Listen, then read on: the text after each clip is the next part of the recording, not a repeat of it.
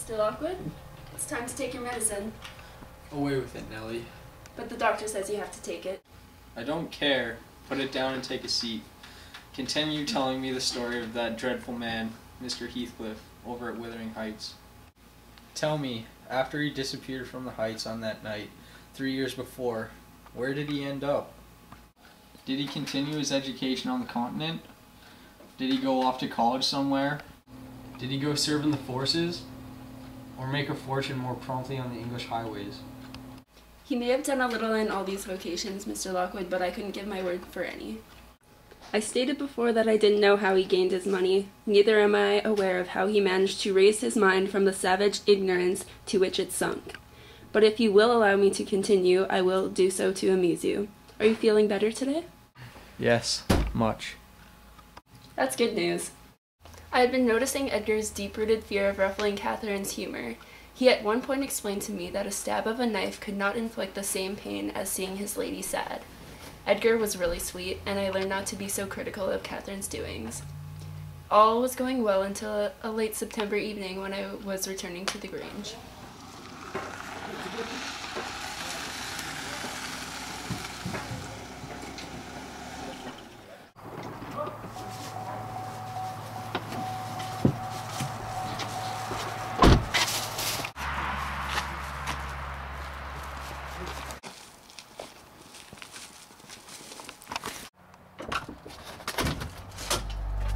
Nellie, is that you? I've waited here an hour, but I dared not enter. Look, you know me. I'm not a stranger.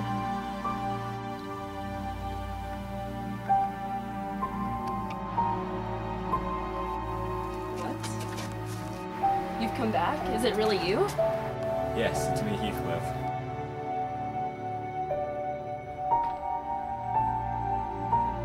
Are they home? Where is she? Go tell her a man from Gimmerton desires to see her. This surprise bewilders me. It will put her out of her mind. Go and carry my message. I'm in hell until you do.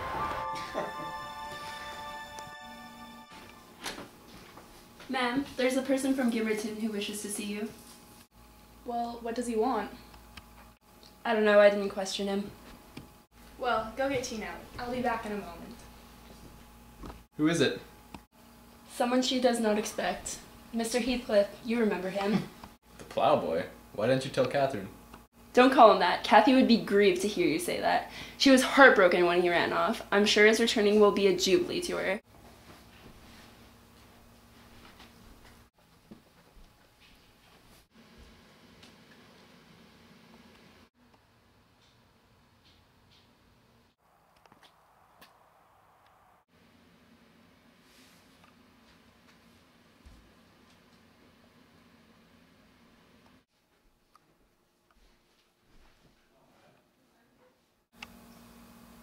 Edgar! Oh, Edgar, darling. Heathcliff's come back. Well, Mr. Heathcliff never struck me as a marvelous treasure. Look, Edgar, I know you didn't like him, but for my sake, be friends. Must you meet in the parlor? Perhaps the kitchen is a more suitable place. No, I cannot sit in the kitchen. We will sit here. Nellie, go retrieve Heathcliff.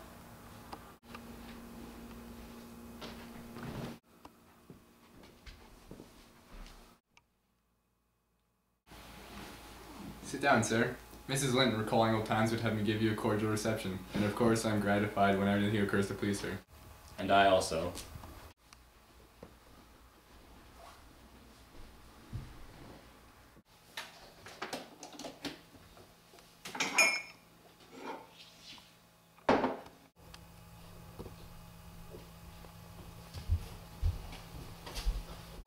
Catherine seems to be taking a liking to Mr. Heathcliff.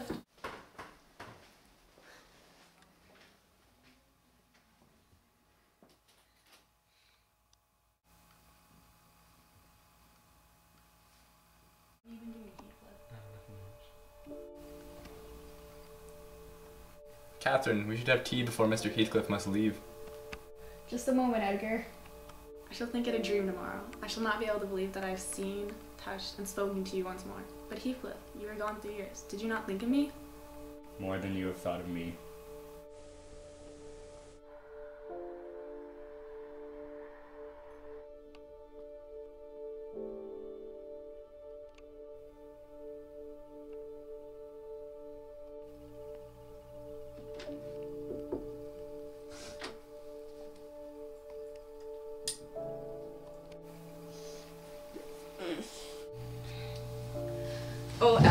cannot sleep.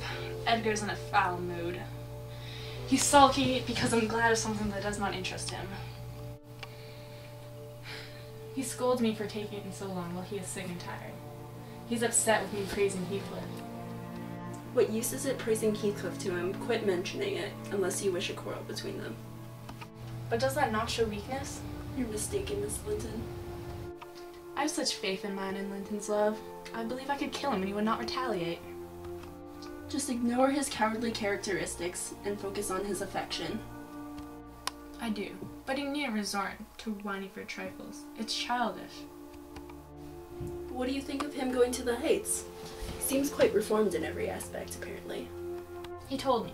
He played poker with Hindley and a couple of his buddies. He described his newfound wealth, and Hindley could not resist inviting him over for the night. Hindley's so greedy and does not consider the consequences. It's a nice place for young men to fix his dwelling. Have you no fear of the consequences, Miss Linton? Not for my friend. A little for Hindley. I'll go now and make peace with Edgar. Good night, Miss Dean.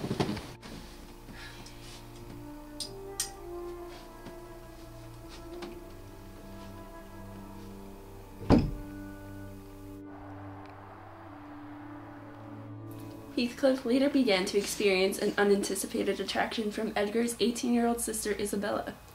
Catherine was very obsessed, though, and rarely allowed Heathcliff out of her sight at the Grange. Catherine and Isabella began traveling often to Wuthering Heights. Edgar, darling, we're off to the Heights. Be back later.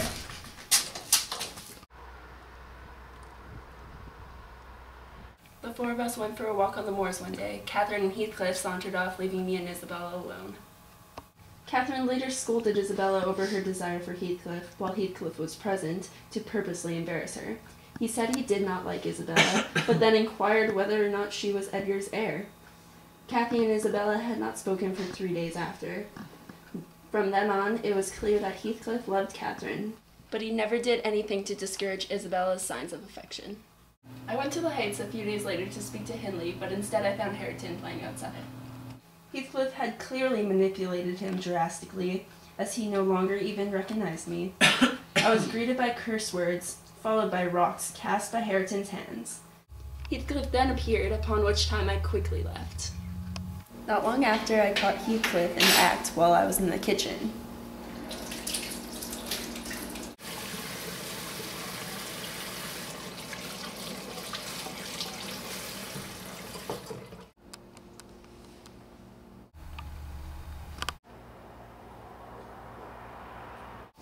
Hey!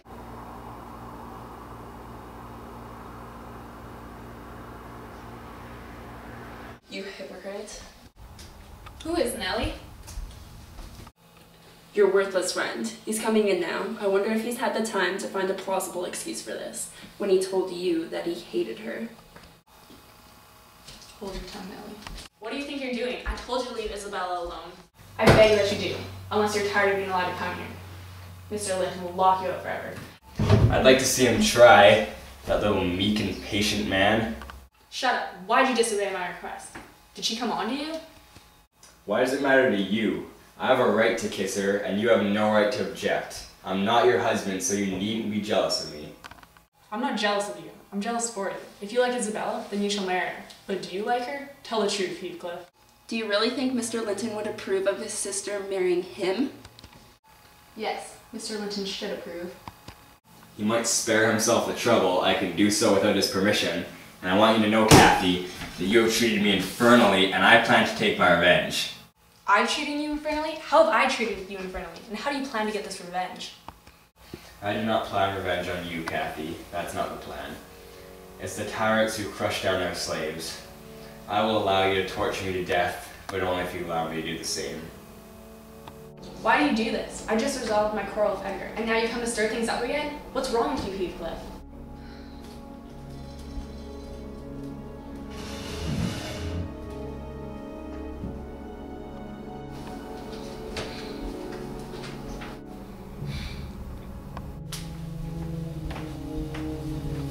Ellen, where's my mistress? She's in the kitchen, and she's sadly put off by Mr. Heathcliff's behavior. It's insufferable. It is disgraceful that you should own him for a friend. Catherine shall linger no more to argue with the ruffian. I have humored her long enough. Nellie, tell the servants to wait for me out here.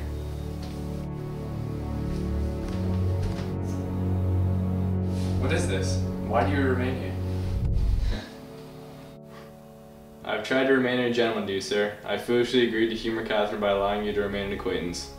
Your presence is a moral poison that can contaminate even the most virtuous. For that reason, hereafter I shall deny you admission to the house. You may leave now. Kathy, this lamb of yours threatens like a bull. It's in danger of splitting its skull against my knuckles.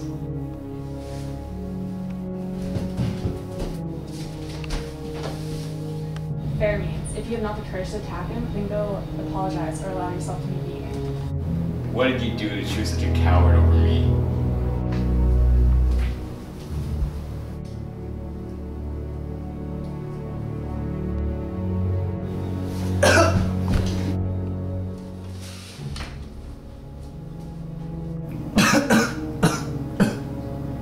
There, now leave Heathcliff. He'll return with a brace of pistols and half a dozen assistants.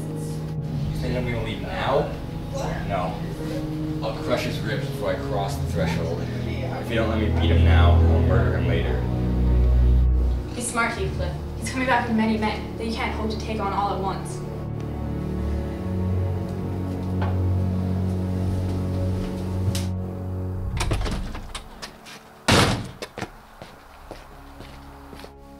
So rattled, Nellie.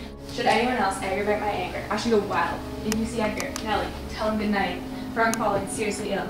If I cannot keep Heathcliff for a friend, then I shall break both their hearts by breaking my own.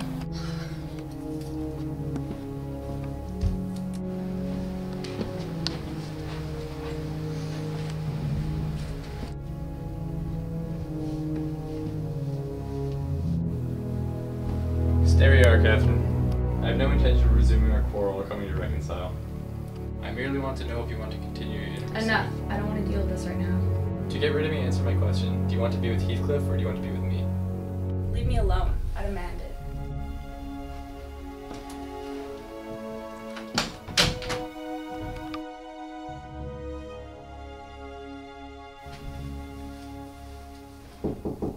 Would you have any breakfast, Catherine? No. I asked her again at dinner, at tea, and again the next day, but received the same answer each time. Mr. Linton spent his time in the library and did not bother to inquire his wife's doings. One day, Edgar sat Isabella down and tried to forbid her from seeing Heathcliff any more, but she made it difficult. If you ever consider him a suitor again, I'll cast you from the Linton family.